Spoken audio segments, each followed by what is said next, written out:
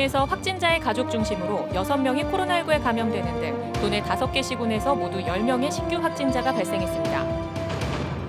올해 설명절을 앞두고 코로나19로 어려움을 겪는 농축수산업을 살리기 위해 청탁금지법의 선물 허용 한도가 상향될 전망입니다. 동해시가 대규모 배출 사업장에 대기 환경질 개선을 위한 대책을 주문하고 있지만 강제성이 없어 효과가 덜합니다. 말레이시아 MBI 사건에 대한 항소심이 강릉에서 열렸는데 원심과 달리 사기 혐의만 유죄로 인정됐습니다. 안녕하십니까. 뉴스데스크 강원입니다. 오늘 동해와 춘천, 원주, 철원, 속초 등 5개 시군에서 코로나19 확진자 10명이 발생했습니다.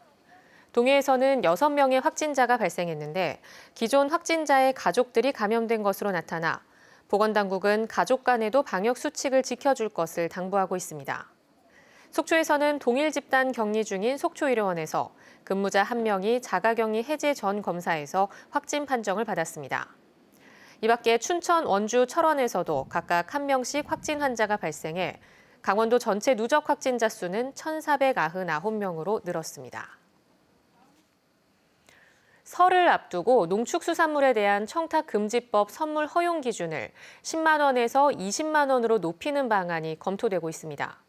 지역의 농축수산업계와 유통업계는 코로나19로 막혔던 숨통이 조금이나마 트이기를 기대하고 있습니다. 홍한표 기자가 보도합니다. 강릉의 한 대형마트, 설이 한 달 앞으로 다가오면서 명절 선물 세트 코너가 마련됐습니다. 축산물 코너에서도 선물 세트 문의가 이어지고 있지만 코로나로 인해 예전만큼 손님이 많지는 않습니다. 강릉의 대표적인 특산물인 한과, 지역 농산물을 이용한 농산물 가공품인데 업체마다 다양한 가격대의 선물 세트를 만들어 주문 받는 즉시 택배로 배송하고 있지만 코로나 여파로 아무래도 어렵기는 마찬가지입니다. 코로나 때문에 물량은 좀 줄은 깎고요. 그래도 설 명절이다 보니 직원들이 나와서 그래도 일은 하고 있습니다. 그래서 정부가 청탁금지법, 이른바 김영란법에서 허용하는 농축수산물 선물 상한액을 한시적으로 올리는 방안을 검토하고 있습니다.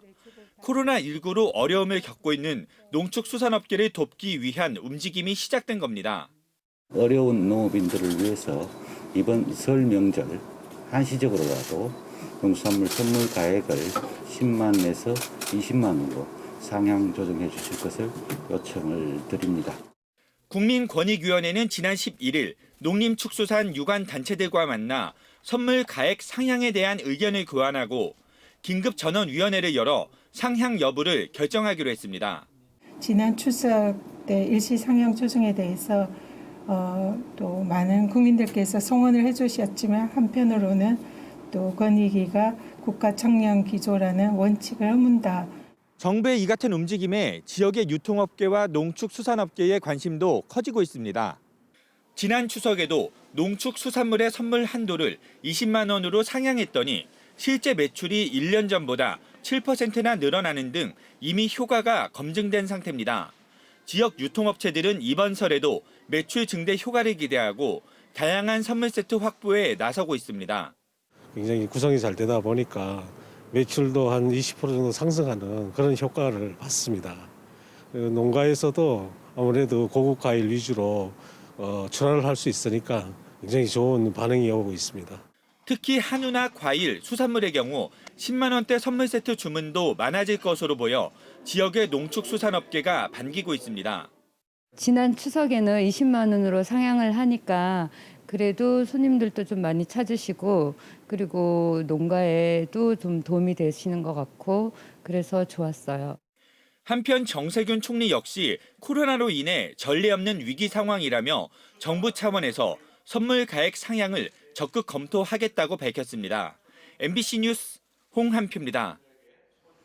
동해시의 대규모 배출 사업장이 주변 지역 대기질에 미치는 영향을 어제 전해드렸습니다.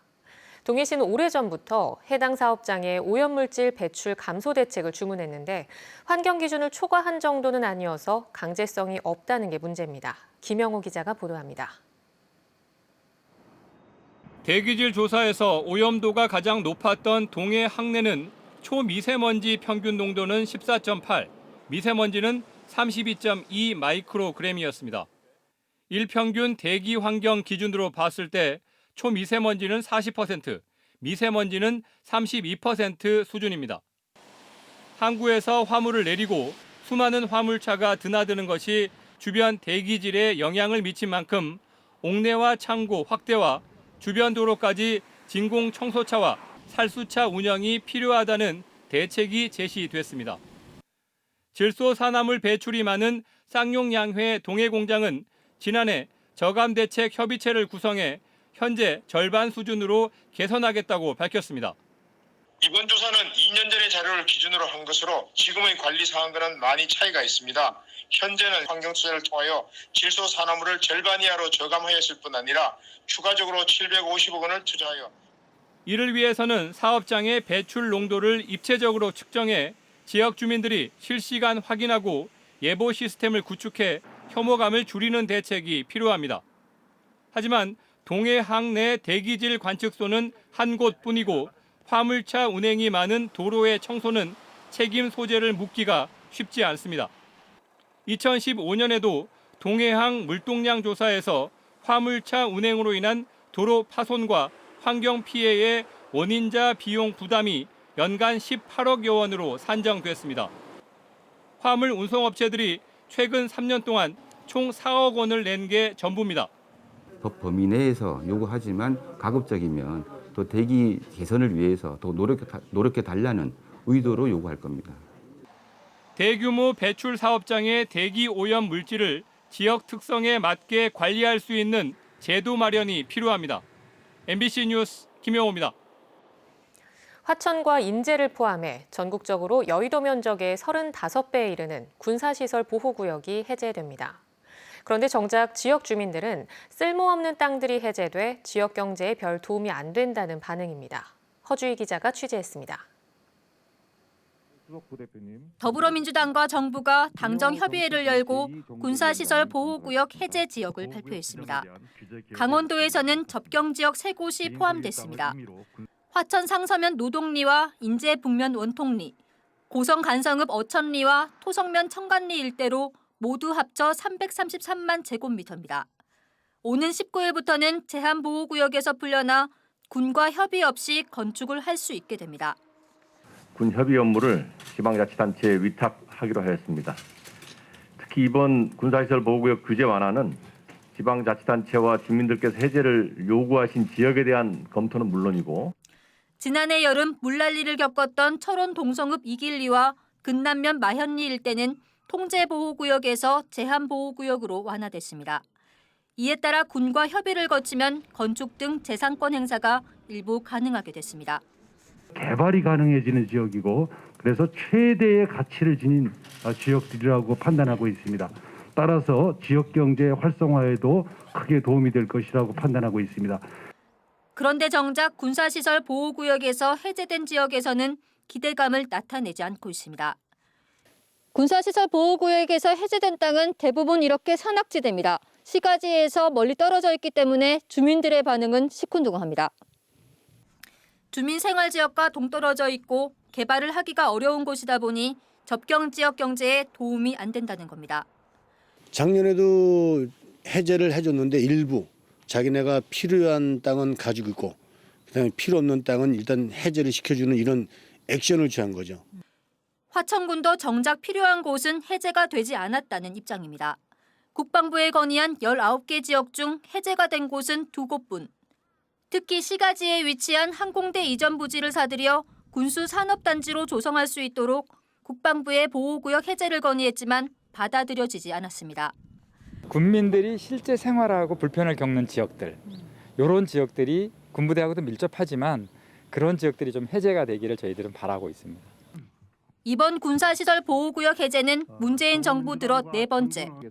국방개혁 2.0 과제인 지역사회와 상생하는 군사시설 조성 계획에 따른 조치라지만 침체된 접경지역 경제에 아직까지 활력을 주지 못하고 있습니다. MBC 뉴스 허주입니다. 강릉에서도 말레이시아 기업 MBI에 투자했다가 피해를 본 투자자들이 많다는 소식 전해드린 적 있습니다.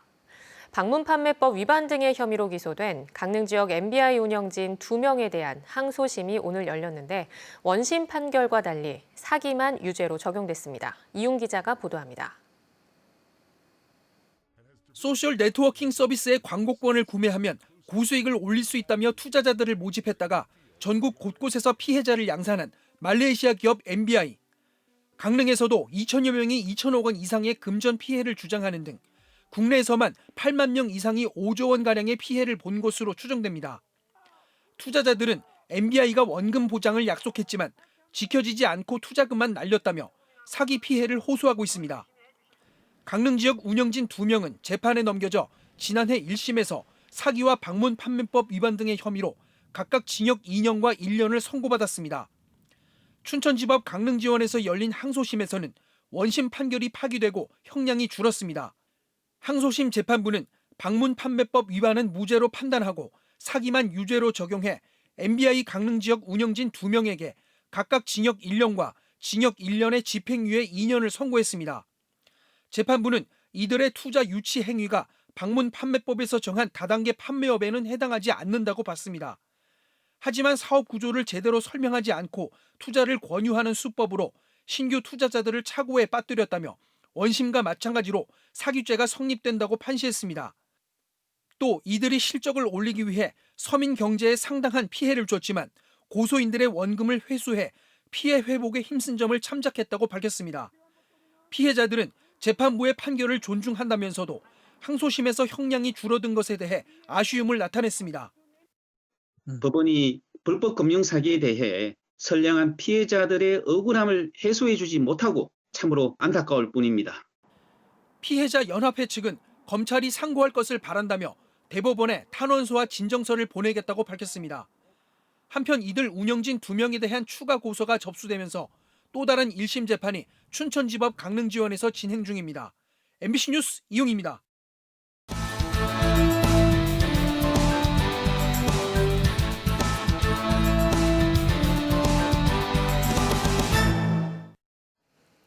삼척시 등봉동 야산의 고사된 소나무에서 소나무 제선충병이 발견돼 산림청 등 관계기관이 긴급 방제에 돌입했습니다.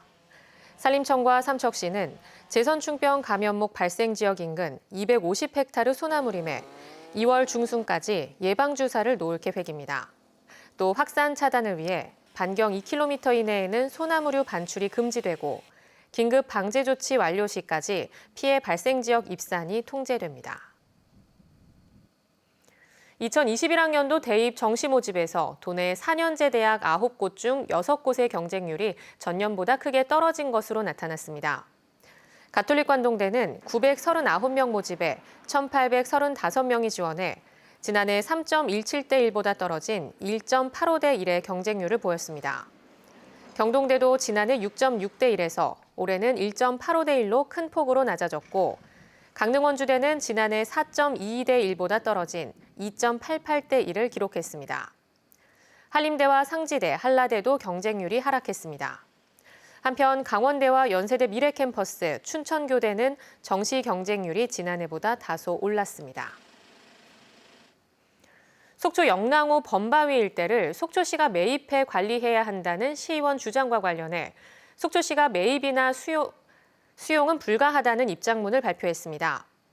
속초시는 영랑호 범바위 일원 소유권은 민간 사업자에게 있지만 건축행위 등 개발이 제한되며 이미 유원지 조성이 완료된 지역으로 관계법에 따라 토지를 매입하거나 수용할 수 없다고 밝혔습니다. 또 토지 소유주와 협의해 앞으로 훼손 방지를 기본으로 영랑호 범바위 일원을 친환경 시민 휴게 공간으로 관리할 계획이라고 설명했습니다. 태백산 국립공원 사무소가 겨울철 등반객들의 라면 끓여 먹기 등 불법 취사 행위를 집중 단속합니다. 태백산 국립공원 사무소는 내일부터 오는 31일까지 겨울 성수기 불법 무질서 행위 집중 단속에 나서 취사와 음주 흡연 행위를 단속합니다. 태백산은 눈꽃을 감상하러 해마다 겨울철에 등반객들이 몰리는데 지난해 1, 2월 단속에서는 61건의 불법 취사 행위가 적발됐습니다. 지난해 강원도의 날씨는 대체로 따뜻하고 많은 비가 내렸던 것으로 분석됐습니다. 강원지방기상청이 발표한 2020년 연기후 특성 분석 결과에 따르면 지난해 도내 연평균 기온은 12.6도로 나타났습니다.